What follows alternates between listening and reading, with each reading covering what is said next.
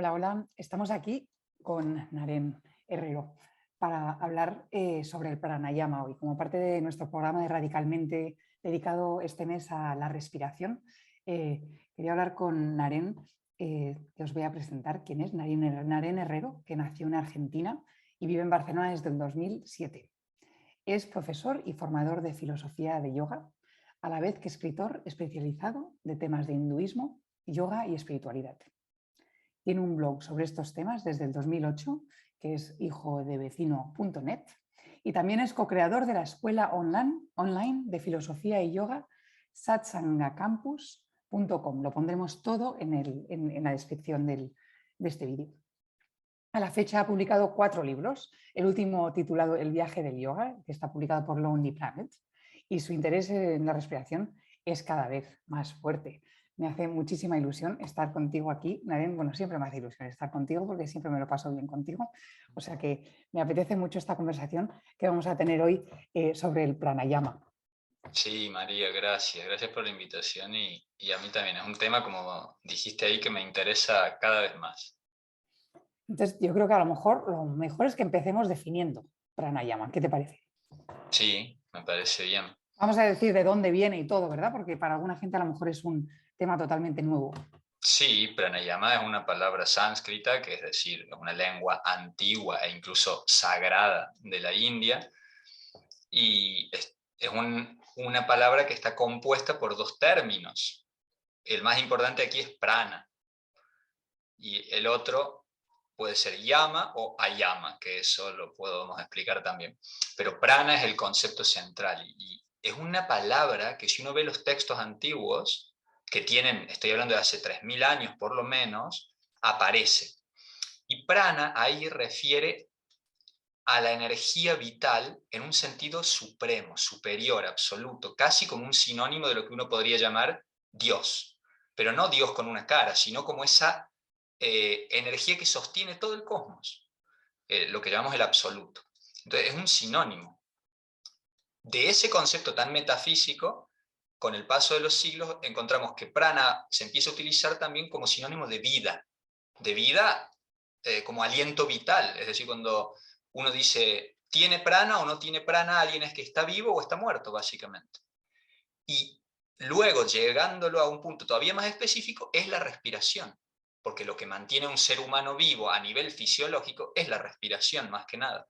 Entonces, de ser lo supremo, pasa a ser un sinónimo de vida y luego de respiración. Y los tres términos existen y coexisten todavía hoy.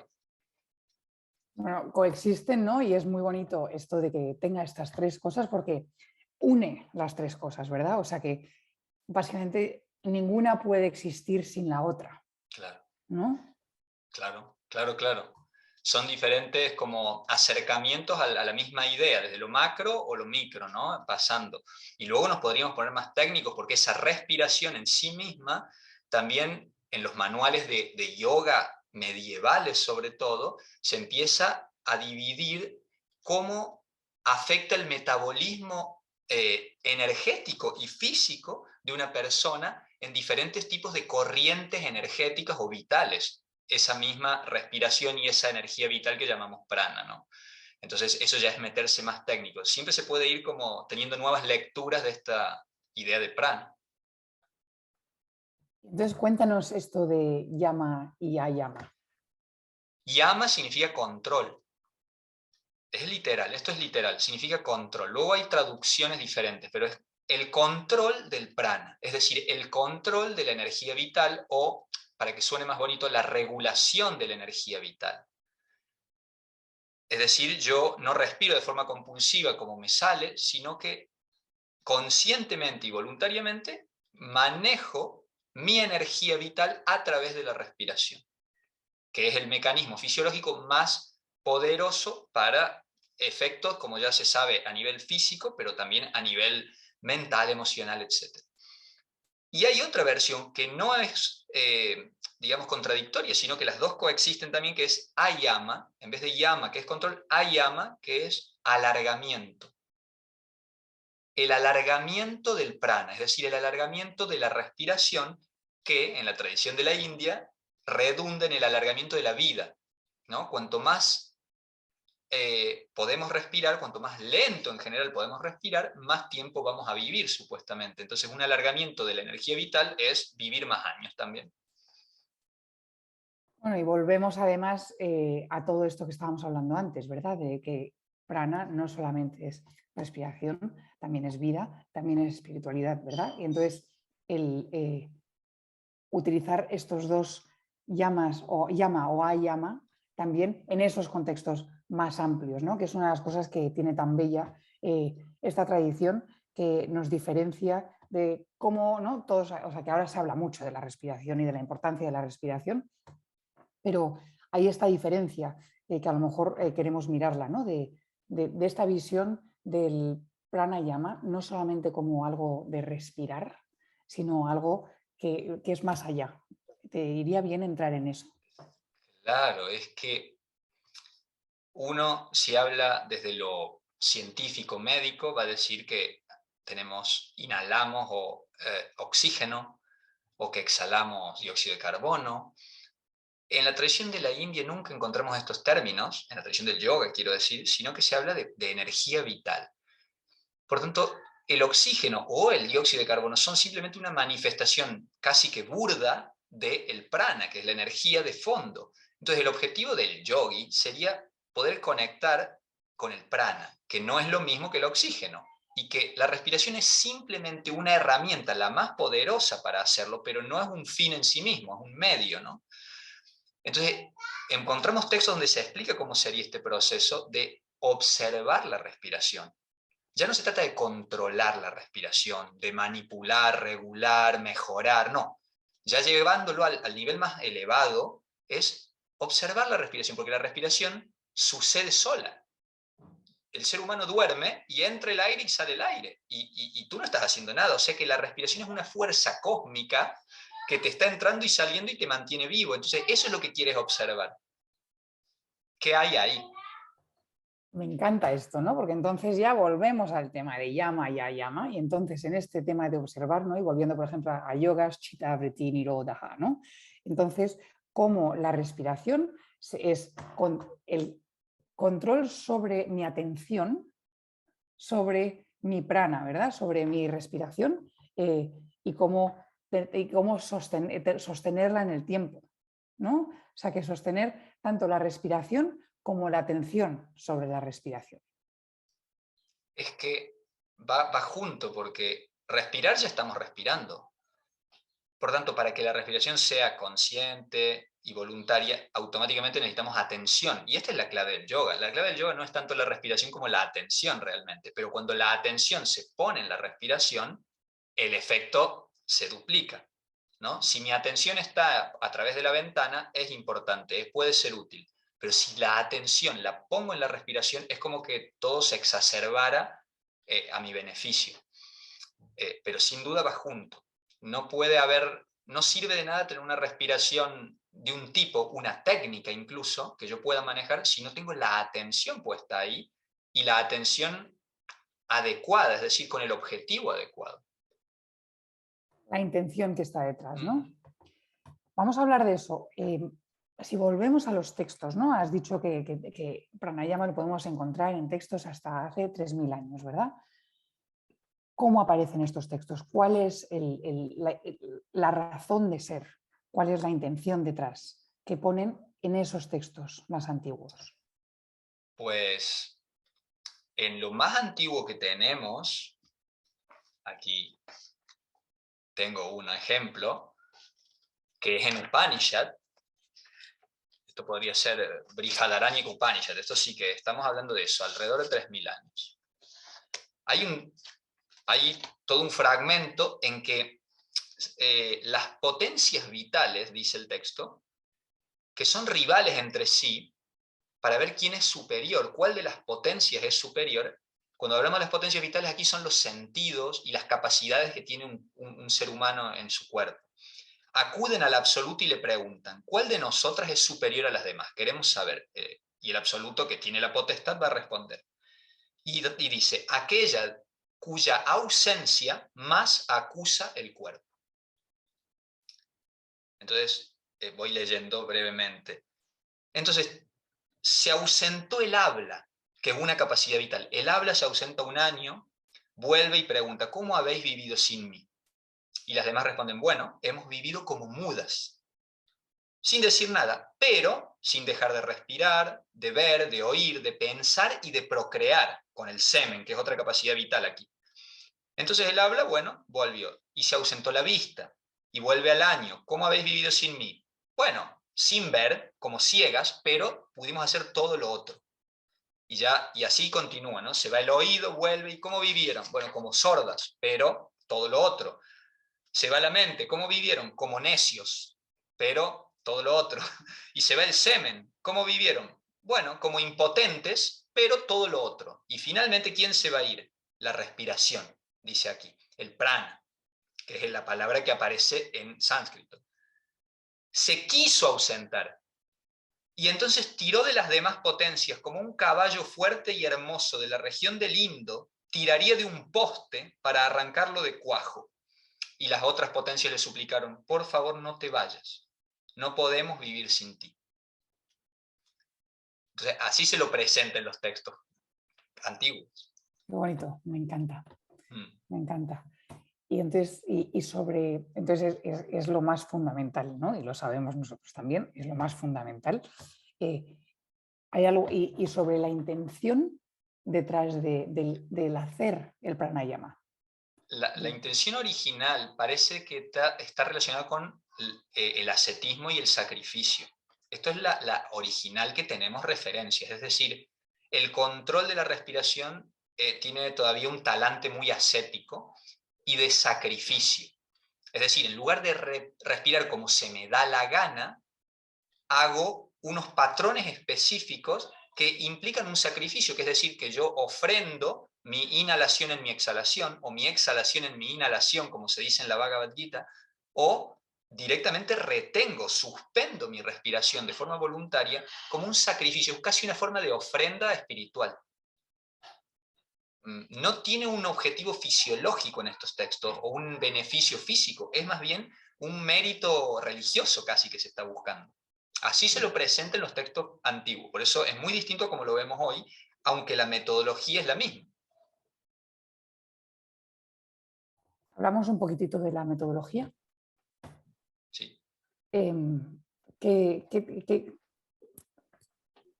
¿Cómo entrarías o sea, que te llego? Yo no he hecho nunca pranayama y entonces me quieres adentrar en este mundo. Claro. ¿Cómo empezaríamos? Pues hay una cuestión muy básica, que la respiración tiene 3 fases: inhalación, exhalación y retención. Son las 3 posibilidades que hay. O retención voluntaria o involuntaria, pero es la suspensión de la respiración. Esto lo tenemos todos los seres, pero no lo habíamos analizado. Otra cuestión es que lo primero que yo le pregunto a alguien en una clase de yoga o a alguien que no sabe del tema, digo, ¿cuántas veces te crees tú que respiras por día? Y si lo quieres más fácil, por minuto. Y es difícil que alguien acierte con eso, porque rara vez nos habíamos frenado a mirar nuestra propia respiración hasta que empezamos yoga o alguna disciplina que hable de esto. Cuando uno va al médico, esto es algo muy, muy asombroso. Yo puedo ir al médico, un médico convencional, me puede medir la sangre, me puede hacer todo tipo de analíticas, el corazón, vamos, meter cosas por los orificios, pero es muy raro que un médico me pregunte, ¿usted cómo respira? A menos que vaya al médico específico ¿sabes? De las fosas respiratorias y tenga un problema específico. Es increíble que la medicina convencional todavía no pregunte, ¿usted cómo respira? ¿Cuántas veces respira por minuto? Porque esto determina muchos factores. Entonces, lo primero que le diría a una persona es, ¿cuánto respiras? ¿Por dónde respiras? ¿Por nariz, por boca? Y hay 3 fases. Retienes la respiración, lo haces de forma voluntaria o involuntaria. Todo eso nos lleva a tener conciencia y atención en el proceso respiratorio, que es yoga. ¿Y me preparo de alguna manera para hacer pranayama? O sea, que en la tradición, Claro. ¿cuál es la preparación? O sea, que ¿puede cualquiera hacer pranayama o hay algún tipo de preparación? ¿Está seleccionado para algún tipo de persona? ¿O cómo funciona esto? Bueno, no, cualquier persona puede hacer pranayama, pero sí que necesita una preparación. Es así, es decir, no puede venir uno de la calle y ponerse a hacer pranayama porque no lo va a poder ejecutar bien o no lo va a tener los beneficios, si no tiene una preparación previa. Pero la preparación no tiene que ver con, en este caso, con algo de la raza o del género, no, sino una preparación previa que tiene que ver con el carácter mental de mi objetivo espiritual en el yoga tradicional, pero también con una preparación física, que es lo que llamamos asana o postura en yoga. Eh, Escuché la entrevista que hiciste de la apnea en Instagram y él explicaba que a veces hacen unos ejercicios de estiramiento para la caja torácica para que los pulmones puedan absorber mayor cantidad de aire y de oxígeno. Eso es asana. Es decir, el proceso de asana es preparar el cuerpo para que luego pueda absorber y circular el prana, la energía vital, de forma correcta, a través del proceso respiratorio, ¿no? Generalmente. Entonces, para eso es uno de los motivos principales de asana, preparar el cuerpo, hacerlo fuerte, flexible, ligero, son las palabras que se usan, ¿no? Estable en los textos, se habla así, para que luego se pueda practicar pranayama, que no es otra cosa que regular el flujo de energía vital en mi sistema físico, pero también en mi sistema energético. Has hablado de la preparación física, ¿no? De cómo podemos hacer estos ejercicios de asana y si, por ejemplo, miramos los 8 pasos de Patanjali, ¿verdad? Tenemos antes de pranayama, viene asana, como estás diciendo, pero también has dicho una preparación, has hablado de una preparación mental. Sí. ¿Qué quieres decir con esto? En el yoga tradicional, el que va a practicar yoga no tiene que tener ciertas condiciones previas para ser aceptado. Estamos hablando en una época distinta, ¿no? Donde uno no va y paga una cuota y practica yoga, sino que tiene que ser aceptado por una comunidad o por un maestro o maestra. Entonces, esas condiciones previas tienen que ver con el nivel de anhelo que tiene esa persona por hacer yoga, por buscar algo más allá de lo físico o incluso de lo mental para tratar de ir a algo espiritual. Este es el objetivo tradicional, algo espiritual. Entonces se hace como una prueba de fuego ahí. ¿Qué intereses tiene usted? ¿Qué anhelo tiene?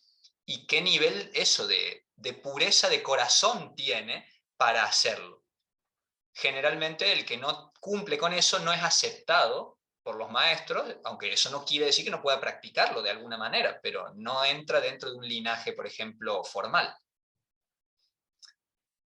A día de hoy eso no sucede tan así, porque también el objetivo del yoga e incluso de los profesores de yoga ya no es aquel espiritual en general, sino que es un beneficio físico y por tanto se hace más inclusivo para beneficiar también a más personas. Sí, estaba pensando justo en esto que estás sacando ahora, ¿verdad?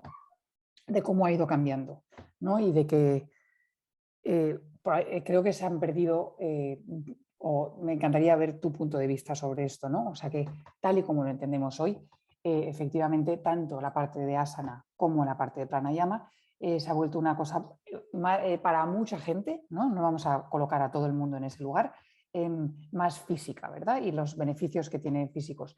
Y me he dado cuenta que, mientras que te escuchaba hablar, que no es solamente que se haya perdido el, el anhelo, ¿no? Lo que tú llamas, ¿no? ¿Cuál es el motivo detrás? Pero también el conocimiento, ¿no? Este paso anterior, ¿no? O sea que cuando has hablado, por ejemplo, de pranayama, primero nos has descrito lo que era prana, o sea que conocer. Y luego vamos a controlar o alargar, ¿verdad? Pero como que vamos directamente al controlar y alargar, sin haber conocido. Sí. ¿No? Y esto está unido también a conocer mi razón por la que estoy haciendo lo que estoy haciendo. Exacto. No solamente conocer mi prana, pero todo esto, volviendo a nuestra conversación inicial, de las 3 partes de lo que quiere decir prana, ¿no? Entonces, ¿qué opinas tú? ¿Qué se ha ganado? ¿Qué se ha perdido? Y si tú pudieses poner tu varita mágica, ¿no? ¿Qué es lo que desearías que volviese a integrarse más ampliamente? ¿O no? Ya, entiendo, sí. Lo que se ha ganado es popularización. Es decir, muchas más personas podemos practicar yoga que hace 500 años o incluso 200, en que era más elitista porque requería ciertas condiciones, incluso a nivel geográfico o cultural. Entonces se ha ganado eso. ¿Qué se ha perdido? Pues por ser masivo se simplifica y entonces se ha perdido un poco de esa riqueza que tiene el yoga.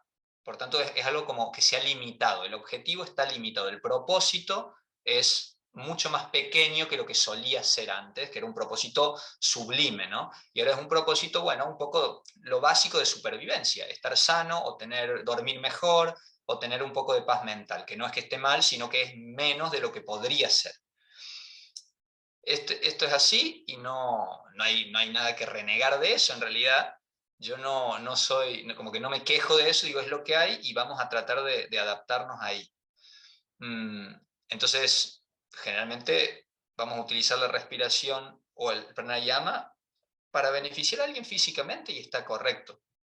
En la medida que esa persona tiene un interés y el profesor, por ejemplo, tiene una capacidad y además el universo lo dispone, entonces va a suceder algo más. Y si no sucede, yo ya me quedo tranquilo también. Es como que no me pongo una presión por eso. Me gustaría decir que haces más que no quejarte, ¿no? O sea, que efectivamente no te quejas, no juzgas, lo aceptas todo, pero a la vez, desde luego desde el punto de vista mío, ¿no? Desde donde lo veo yo, sí que intentas como, por lo menos informar, dar estos conocimientos, ¿no? Y entonces abrir la mente con, pues, con tu claridad y simpatía, ¿no? Esta combinación que tienes, que es tan increíble, de acercarnos a abrirnos los ojos a espérate, que a lo mejor hay algo más de lo que estamos haciendo aquí en el gimnasio, ¿no? Bueno, eso es lo que decías tú del conocimiento. Si uno, esto de estar hablando con lo que estamos hablando, lo que tiene la intención es de ofrecer esta información que se convierta en conocimiento quizás, para que uno entienda lo que está haciendo. Y si tiene claridad de propósito, entonces todo cambia. Si yo hago el pranayama porque me dijeron que haga y lo hago bien, es una cosa, pero si además tengo claridad de propósito de por qué lo hago, eso es mucho mejor. Solo para dar un ejemplo incluso de asana. Todas las personas practican asana y hacen postura invertida. Y entonces, más de uno no sabe por qué hace la postura invertida. A lo mejor le gusta hacerlo y eso está bien, le gusta y lo hace. O siente que le hace bien, correcto, pero no sabe por qué. Si alguien le pregunta, incluso a profesores de yoga, ¿por qué está usted haciendo una postura invertida? Quizás no tendría argumentos suficientes para justificarlo. Más allá de, bueno, es lo que a mí me enseñaron, ¿no? Entonces, tener claridad de propósito en el pranayama es muy importante por lo que dije de una técnica. Si uno hace una técnica, aunque la haga bien, si no sabe por qué o para qué la está haciendo, puede que no le esté dando beneficio. Entonces, el conocimiento ayudaría en eso. Esperemos que ayude en eso. Y si yo quisiese aprender ahora pranayama, ¿dónde me enviarías? A un libro no. A un libro no. Porque si agarramos el manual de clásico, eso a un principiante no le sirve. Primero porque es un libro y no tiene suficiente detalle, y además porque es de otra época. Libros del siglo XX, XXI hay buenos y son recomendables para informarse, incluso La ciencia del pranayama de Swami Shivananda, estos libros clásicos. Pero hasta que no ves a alguien que te lo muestre en vivo, o si quieres a través de una pantalla, pero idealmente en vivo, no puedes. Entonces tienes que ir a un profesor de yoga en este contexto, o puede ser de otro tipo, pero que sepa respirar. Entonces, tienes que ir ahí. El libro o el tutorial de YouTube te va a servir hasta un punto, pero no es suficiente. Y no solo un profesor de yoga, sino un profesor de yoga competente en pranayama, de los cuales hay muy pocos. Entonces, bueno, ahí tienes que ir a buscar. En España, porque yo me he formado en la India, como sabes. Aquí en España, ¿conoces a alguien que recomendarías o prefieres no entrar? Sí, seguramente hay muchos para recomendar, por eso, pero yo recomiendo, actualmente recomiendo a Víctor Morera. Víctor Morera es un profesor de yoga especializado en yoga terapia, yoga terapéutico, eh, y tiene muchos años, o sea, 40 años de experiencia, y es osteópata además. Entonces esto favorece todo un conocimiento integral y yo con él aprendo pranayama actualmente.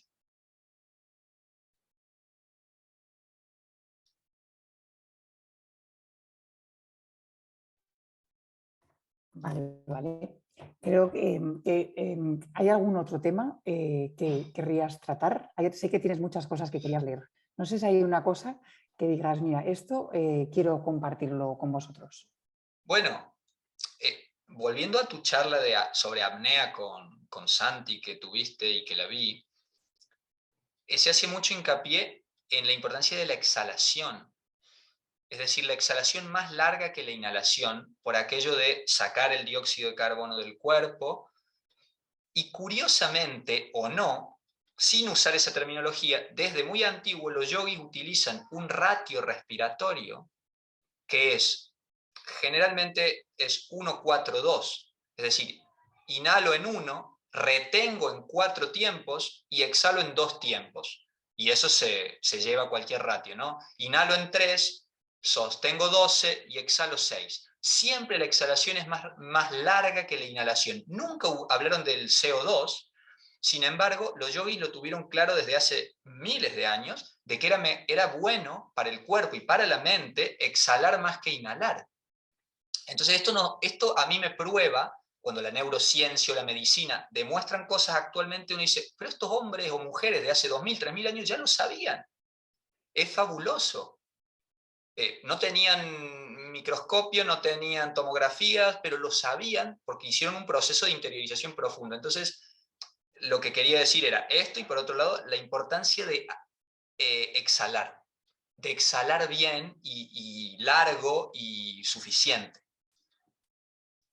Y a lo mejor, ¿qué sentido le da el pranayama a la inhalación? ¿Y qué sentido le da el pranayama a la retención? ¿Y qué sentido le da a la exhalación? Sí. El apogeo del pranayama yógico siempre es la retención, ¿no? ¿Por qué? Porque es la quietud absoluta. Lo que uno está buscando, como había citado antes, es la quietud mental, la calma total de la mente, de la actividad mental para poder conectar con lo que somos en esencia. Hay una relación directa entre mente y respiración, y si se aquieta la mente, se aquieta la respiración. Pero como es difícil aquietar la mente, los yogis lo hacen al revés, aquietan la respiración para aquietar la mente. Es como el atajo, ¿no? Entonces, el lograr estar en suspensión de respiración es una forma de estar en quietud mental. Y por eso es el objetivo último, que la suspensión sea espontánea, que yo vaya incluso caminando por la calle y de golpe pueda estar caminando sin respirar porque estoy tan quieto internamente, tan en conexión que no necesito ni respirar. Eso sería el ideal. Y en el medio, en las polaridades, tenemos inhalación y exhalación. Entonces, la inhalación tiene que ver con energizar y cargar, esta es la idea general que tenemos, y la exhalación tiene que ver con soltar, vaciar y relajar. Entonces, en una sociedad hiperactiva como la nuestra, hiperestresada como la nuestra, la relajación es lo más importante ahora. Es fundamental relajarse, porque si no relajo, no puedo cargarme. Como uno dice, yo me quiero cargar, me siento cansado, me falta energía. Pues no hay que inhalar más, hay que exhalar más. Derecha, izquierda. Claro, sol y luna. Hablamos de eso, ¿no? Porque dentro del pranayama, ¿verdad? Hay como muchas distintas técnicas, ¿no? Y entonces, pues ahora ya estoy yendo, por ejemplo, a un narisódana o una respiración del sol o de la luna, ¿verdad? Que separa el orificio derecho del izquierdo.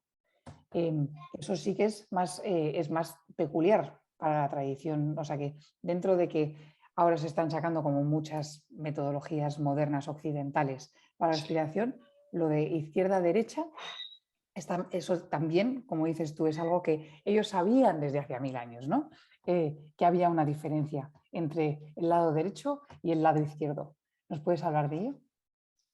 Sí, esto tiene que ver con la anatomía sutil o anatomía energética, no la que sale en las radiografías, ¿no? Entonces, el lado derecho del cuerpo, especialmente en la fosa nasal derecha está relacionado con el sol, lo solar entendido como lo energizante, lo masculino como arquetipo, y el lado izquierdo con lo lunar, lo relajante, lo frío, mientras que lo otro es lo caliente. Por supuesto hay una búsqueda de armonía de las dos, por eso una respiración alternada por una fosa y por otra busca armonizar las dos fuerzas, que es como lo del yin y el yang en otra tradición como la taoísta, buscar armonizar. Y eso está bien, pero también depende del caso. Como en general no estamos armonizados y estamos más bien sobrecargados, usar la fosa izquierda o el lado lunar, técnicas lunares, es adecuado para armonizarse ahora, ¿no? Porque ponerse a hacer un alternado, si uno está muy cargado, no siempre ayuda. Primero hay que relajar, relajar para poder estar más cerca, los dos platillos de la balanza, quiero decir. De la misma forma que si yo estuviera muy decaído, cansado, deprimido por ciertas cuestiones, me convendría hacer una respiración solar para cargarme y energizarme. Entonces, los principios generales van a depender siempre de cada caso particular, ¿no? Y de volver al tema de conocer, ¿no? De parar y tomar este momento para ver qué necesito yo en este momento, ¿no? Y de pausarte y no simplemente hacerlo porque me han dado una tabla y entonces, ¿no? Pero de repente, de verdad, tomar ese momento para conectar internamente y conocer. Es que es fundamental tener ese propósito, esa claridad de propósito con el conocimiento. Eso no quiere decir que uno no va a obedecer las instrucciones de un linaje, un maestro, una escuela, porque eso es un repositorio, ¿no? de sabiduría. Pero tiene que haber un punto de analizar si eso me está sirviendo o no me está sirviendo. Entonces, bueno, como siempre hay un equilibrio entre esas dos partes. Porque además, claro, cuando estamos hablando de pranayama, entonces ya nos metemos en la filosofía de más hindú, y entonces lo que aquí llamaríamos como estrés hiperactivo, ¿no? O letárgico, ¿no? Entonces entramos en el mundo de los gunas, ¿no? Y cómo tu estado, de hecho, cuando vas a un maestro, por lo menos este fue el caso mío, ¿no? Pues dependiendo de cómo estás y cómo están de equilibrados o desequilibrados, que fue un poco mi caso, los gunas, entonces, ¿cómo equilibrarlos a través del pranayama, verdad? Es que piensa que tradicionalmente era una relación maestro-discípulo, personal, individual, y ahora tenemos esto que decimos, la masificación del yoga. Tengo 10 alumnos, 20 alumnos en mi clase, ¿y cómo les voy a dar el mismo pranayama a todos si cada uno tiene diferentes tendencias respiratorias, diferentes situaciones personales, diferentes edades, etcétera? Sin embargo, tampoco puedo personalizarlo porque tengo una hora de clase y tengo 10 personas. Es complejo y ese es uno de los grandes, o si no es que es el principal desafío de un profesor de yoga, incluso del practicante de yoga actual, es cómo hago para darle a mis 10 alumnos o los que sea algo beneficioso, pero si son todos distintos. Es como si tuviera que dar la dieta, ¿no? Tienen esta dieta y todos coman lo mismo. No, no, yo soy alérgico, no, yo no sé qué. Ah, no, no importa, tú comes lo mismo porque el yoga siempre hace bien, ¿no? Hace bien, pero si está bien aplicado. Si tú pudieses, ¿no? O sea, que la respiración cada vez, ¿no? A través de la neurociencia y a través de todos estos métodos que están saliendo, está como más, se está popularizando, estamos como hablando un poco más de ella, ¿verdad? Pero si tú pudieses darnos, no sé, te voy a decir dos, tres, lo que tú quieras, ¿vale? Cosas que dices, mira, fenomenal, ¿no? Que estén, ¿no? Pues por ejemplo, ayer mirabas esta charla sobre la apnea y te interesaba, igual que a mí también me encantó. Pero si hay tres cosas que podemos traer de la tradición del yoga hindú sobre del pranayama que pudiésemos aportar a nuestra vida, ¿qué diferencia de estas cosas? ¿Qué sería? La principal es la atención a la respiración. Solo la atención a la respiración va a producir un beneficio, un tipo de calma o un tipo de distancia, si hay alguna situación incluso negativa, emocional, agitación. Entonces, la atención a la respiración, eso es lo principal. Por eso en yoga se habla tanto de respira, respira, claro que respira, pero respira con atención. Entonces, eso es lo primero, atención a la respiración. Un ser humano medio, dicen los textos, respira 21.000 veces por día. 21.000 veces por día. ¿Y cuántas te fijaste hoy si estabas respirando? Quizás ni una. Y eran 21.000, o las que tenga más o menos por ahí cada caso. Entonces la atención a la respiración es la principal herramienta antigua que hay que utilizar ahora. Sin técnica, solo observar la respiración. Todavía no hay técnica, solo observar. Ahora, una vez que la observo y quiero aplicar algún tipo de técnica, supongamos que digo, la observo y veo que está agitada, veo que hay algo que quiero cambiar, muy bien. Entonces, lo que quisiéramos recuperar es una respiración natural, lo que se llama respiración fisiológica, la respiración que tendría un bebé a lo mejor.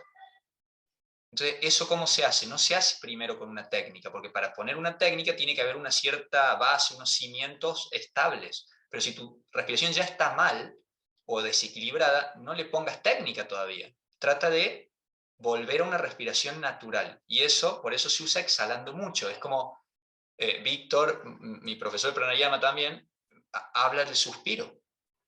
Ah, ah.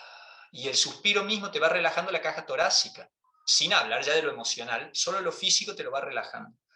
Entonces, eso es lo primero. Atención, y lo segundo sería suspirar o exhalar soplando. Por la boca, no por la nariz, que es lo que se dice en yoga, que es verdad, pero exhalando por la boca, que es casi en un punto anticanónico a veces, pero es lo que nos hace falta quizás. Estaba justo leyendo el otro día que cuando miramos, no solamente de hecho los textos, los mantras yógicos, ¿vale? Pero también lo que se dice con el rosario y eso, está hecho de hecho de tal manera que tú al recitar el mantra, el tiempo que hay para decir el mantra, el tiempo que hay entre mantras para inhalar, está bastante calculado. Para que básicamente tardamos como 5,5 segundos en decir, por ejemplo, Om Mani Padme Hum, ¿no? Siguiendo el ritmo. Y está hecho con estoy pensando en esto que decías del suspiro, ¿no? Porque justo también ayer tuve una conversación con Nazaret Castellanos Sí. sobre si la exhalación con sonido o sin sonido tiene los mismos efectos, ¿vale? Y entonces entró todo el tema de la intención también, ¿vale? Y entonces, cómo estos mantras, de hecho, me están recordando un poco al suspiro, porque están hechos para que duren y también relajen, alarguen la exhalación. Exacto. Y incluyan la cosa que creía que me ibas a incluir, que es la intención. Vale. Primero, antes de la intención, cuando las personas al exhalar les cuesta exhalar, sí o sí tienen que incluir sonido, porque eso les va a ayudar, aunque no sea un mantra. Incluso contar los números, que son técnicas. Yo hago 1, 2, 3, 4, 5, 6, 7, 8, 9, 10, 11, y voy a ver que voy a poder exhalar mucho más de lo que pensaba que iba a exhalar. Y por supuesto, si no lo hace con un mantra, ya tiene otra vibración, otra potencia. Claro, la intención es otra cosa. La intención ¿tú lo entiendes la intención por el objetivo o es otra cosa? ¿Dónde coloco mi mente? La actitud. La actitud, sí, ¿no? O sea que cuando la pregunta, volviendo a la pregunta que te hice, ¿no? ¿Qué te gustaría traer de esta filosofía aquí a Occidente? ¿No? Y entonces me has hablado de conocer, de la atención, Sí. ¿verdad? De utilizar la exhalación con propósito, Sí. ¿verdad? Y entonces, pues me preguntaba si la intención también es algo que De querrías incluir. acuerdo. A nivel tradicional es lo primero. A nivel moderno está un poco relegada, porque la intención o la actitud tradicional va a ser, ¿para qué estoy haciendo esto? Bueno, para respirar mejor, para calmarme, para ser más productivo, distintas cosas. Pero tradicionalmente la intención no es esa, es para ver cómo está entrando y saliendo de mí la vida. Hay textos hermosos, y ahora no tengo el libro a mano, pero en el Vijnana Bhairava Tantra, una de las técnicas es observar a la diosa cómo te respira. La diosa entra y sale de ti con un sonido, ¿no? Que esto ya es más técnico. El solo hecho de observar, no es que yo esté respirando, es que estoy siendo respirado por la vida misma. Entonces, eso sí que sería la intención de fondo que determina que estamos en lo que se llama una cosmovisión sagrada, que ve todo como sagrado y divino, que es lo índico. Y todo lo que sea tradicional y ancestral lo tiene, no solo la India. Pero lo estamos perdiendo, o bastante perdido lo tenemos, y entonces hablamos yo ya me siento mal en una clase de yoga cuando digo inhala y exhala, trato de no decirlo. Digo, entra el aire, sale el aire, o eres inspirado, eres inspirada, lo que pasa que es más largo, pero trato de no decir inhala, exhala, porque cuando dices inhala, todo el mundo hace... Y no depende de uno inhalar, viene solo. Entonces, bueno, estoy conectando aquí con lo que dices, para mí eso sí que es la intención última, poder ser observadores de este maravilloso proceso vital sucediendo en ti. Sí, además que esta respiración, ¿no? Es como, no solamente es nuestra fuerza vital, pero también es como el lugar a través del cual tengo ese intercambio con esa belleza que me rodea, ¿no? O sea, que lo que hay internamente y lo que hay externamente. La conexión, o sea, que por los ojos lo puedo ver, pero aquí hay un intercambio literal de partículas, ¿no? De lo demás, ¿no? Sí, sí, sí, lo estás sintiendo y es tuyo porque es tu cuerpo, pero también no es tuyo porque es algo más grande. Entonces ahí es eso que estás diciendo, es ese puente. Sí, al final es nuestro puente con no solamente, ¿no?, nuestro cuerpo físico, nuestra mente, pero también es nuestro puente con algo más allá que nosotros. Claro, claro, claro. Sí, y si no quieres decirlo en términos teístas o algo así, dices con la vida en mayúscula, Ujú. porque esa es la conexión con la vida en mayúscula. Todo el mundo está ahora mismo haciendo ese mismo proceso, ¿no? Y sabes lo que dicen, que todo el aire que estamos respirando, como está dentro de la atmósfera, que no se va más allá, es el mismo aire que se comparte. Tarde o temprano tú estás respirando el mismo aire que se respiró en Nueva Zelanda, porque no hay otro aire que ese. Sí, porque también se puede, ¿no? Si tenemos dificultad con palabras como Dios o lo que sea, ¿no? Simplemente la energía de la naturaleza, ¿no? Mm, Pues es algo que también está en este intercambio, ¿no? Que sin duda la naturaleza, como nos está probando todo el rato, es algo que es más que nosotros, ¿no? sí, y por eso si volvemos al inicio de la conversación, prana en la tradición antigua ya de la India prana es sinónimo del absoluto. No usan Dios como palabra, sino el prana es lo que sostiene todo y punto. La vida misma, la energía vital. Entonces eso es como hermoso para relacionarlo y ver que sigue un hilo hasta hoy.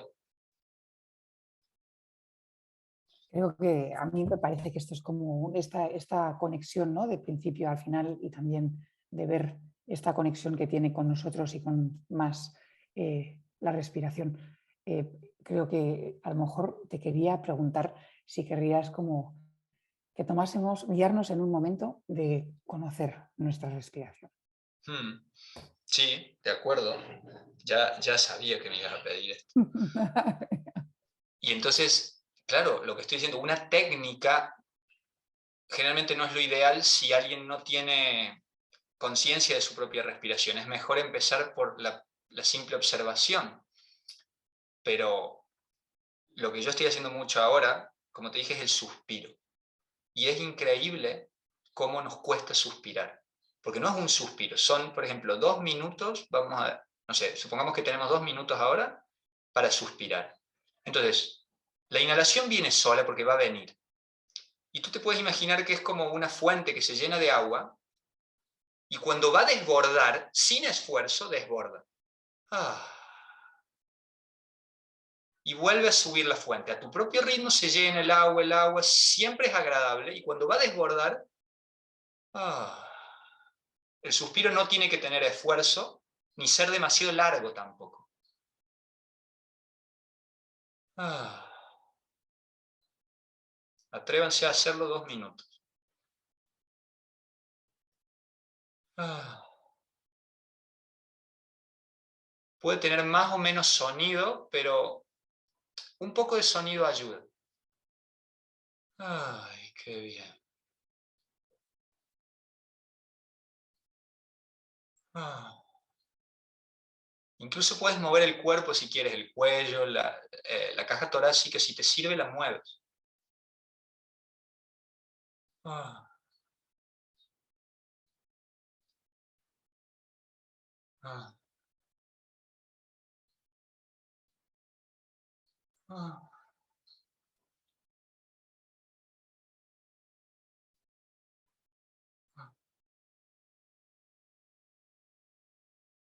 Suele pasar que te puede hasta dar incomodidad en estar suspirando tanto rato. Ah. O que incluso empiezas a sentir alguna tensión que estaba escondida en el cuello, en la espalda. Ah.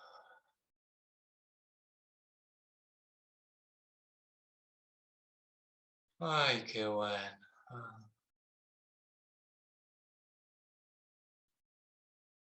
Ah.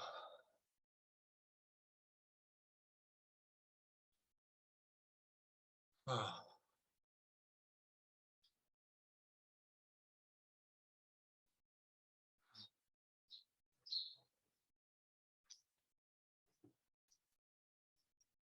Y así podría seguir todo un rato, ¿no? Estos son 2 minutos nada más que acabamos de hacer.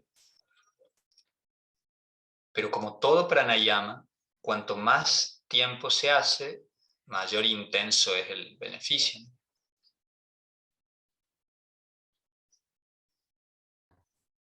Muchísimas gracias, Naren. De nada, hombre, un gusto, gracias a ti por este tiempo para charlar.